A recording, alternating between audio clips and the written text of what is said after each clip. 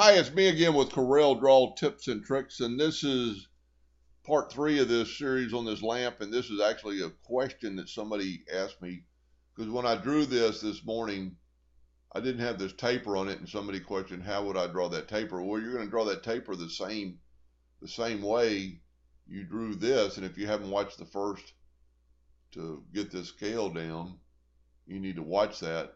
And I'm not 100% sure how this is going to work, but I think I've got it figured out. I've got 40 of these vertical pieces, and I've separated them with an index line because you need to know where you're going to start. And this is going to be a more gradual, even though it's going downhill, it doesn't have to mimic. And if you're going to make this lamp, I really wish you would try it. It's going to take a little bit of plywood, but if you nest these together, it ought to. I would make the first one just with a flat bottom. But would be a cool effect. So, and I'm not 100% sure I'm right on this, but I think I am. I've changed my nudge distance. On this one, we moved them down 0.225.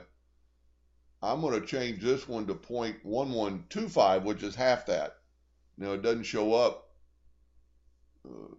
in my nudge distance, but I could go back and change my decimal places, but it is 11.25 or 0.1125.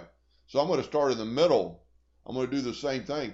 I'm not going to do the first two on either side because it's just like the first one. We're not going to do the first one.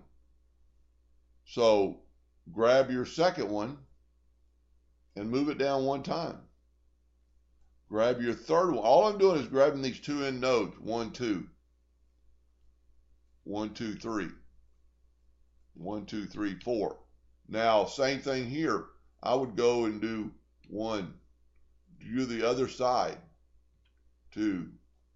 1, 2, 3. 1, 2, 3, 4. I don't know if that even looks right. There's 1, 2, 3, 4. I messed up somewhere. Let's put an indexing line. This will help you. So those are right. I didn't go far enough on the third one. There we go. Now, 1, 2, 3, 4, 5. Yep. I think I'm still messed up, but I need to go 6. 1, 2, 3, 4, 5, 6. So you get the idea. Maybe using that indexing line will help you. And you could actually do the same thing as we did in the other video, or I did in the other video, where you draw and that's one thing about, and you could also do this with your indexing line, is your indexing line is equal to that. Well, you can click on your indexing line and move it down too as you're going downhill. See, I think this one we went too far, so move it back up. Now move your indexing line down that distance. Now all you have to do is click down till you get the indexing line. That might be the easiest way to do it. Take your indexing line and move it down, then just grab your nodes and move it down to the indexing line. I really wanted to kind of do this to kind of see the shape, but I don't want to take your time on the video. But I think I'll do the first 11. Let me zoom in here a little bit so you can see what's going on. So we're to that indexing line. Grab your shape tool again and just move your index. Your indexing line will turn red when you're clicked on it. See, it's blue right now. So let's click on it and make it red. So this might be the easiest way to do it. Just keep clicking down your indexing line, because I guarantee you're going to lose track.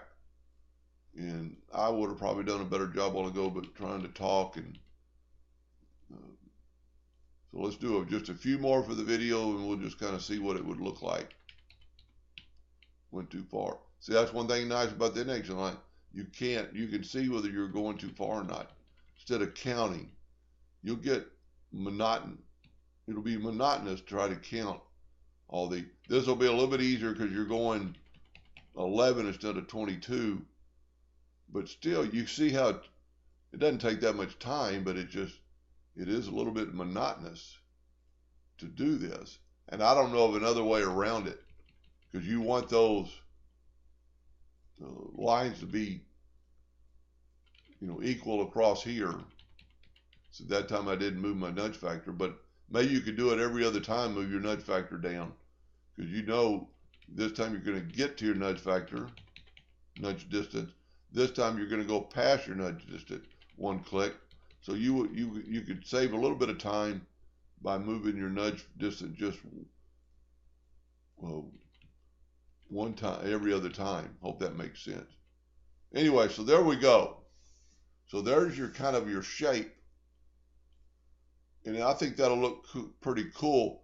And then this is one thing you can kind of figure out how far your curve is going to be on the bottom of the lamp. These are your last two. Just draw the deal with parallel dimension. You're going to have 2 inches.